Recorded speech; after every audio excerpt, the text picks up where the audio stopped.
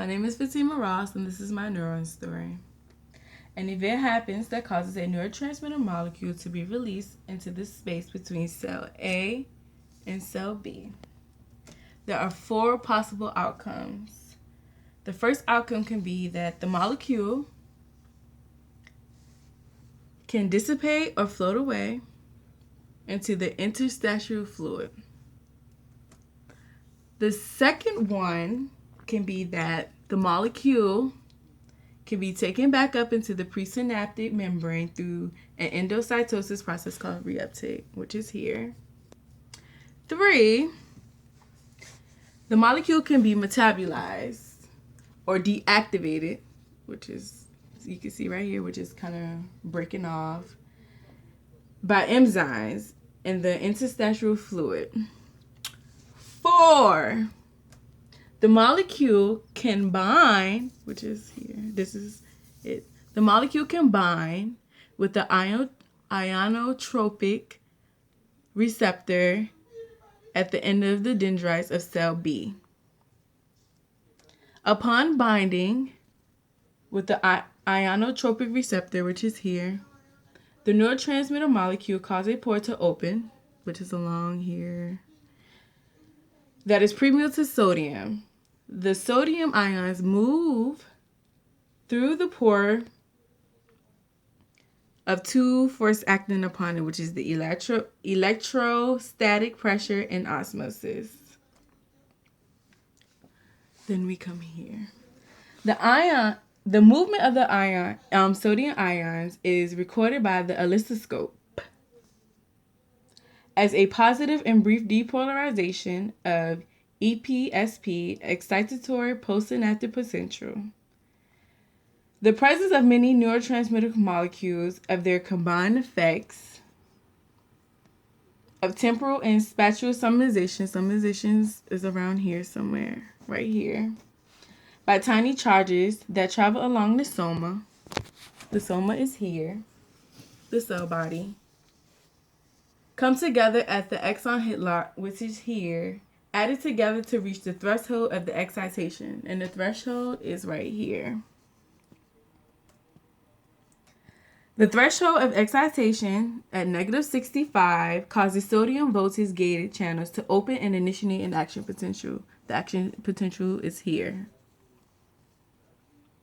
The phases of the action potential correspond to the movement of ions through sodium and gated channels. So, at the initiation of the action potential, which is about here, the EPSP have summed to -65 or the threshold of excitation due to the entrance of sodium. So that means sodium enters here. At the rising potential, which is here, sodium ions seek to reach their point of equilibrium, at which point the voltage gated ions close. So sodium closes here when it reaches a plus 55 voltage. At repolarization, which starts about here, but this is it, potassium ions leave the cell and reach their equilibrium down here at -75. There is an overshoot of exciting potassium ions that causes hyperpolarization. Hyperpolarization, which is about right here, ending at the repolarization.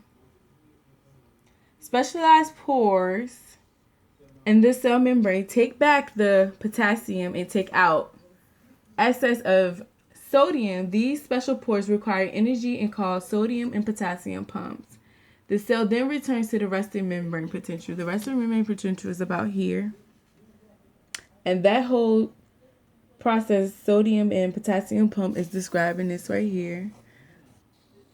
This is the cytoplasm. This is the presynaptic. The interstitial fluid is right here, and this is the postsynaptic, which is out. And you can see inside that there are more potassium ions than it is sodium and chloride. And on the outside, there's more sodium ions, and that potassium is less. Okay.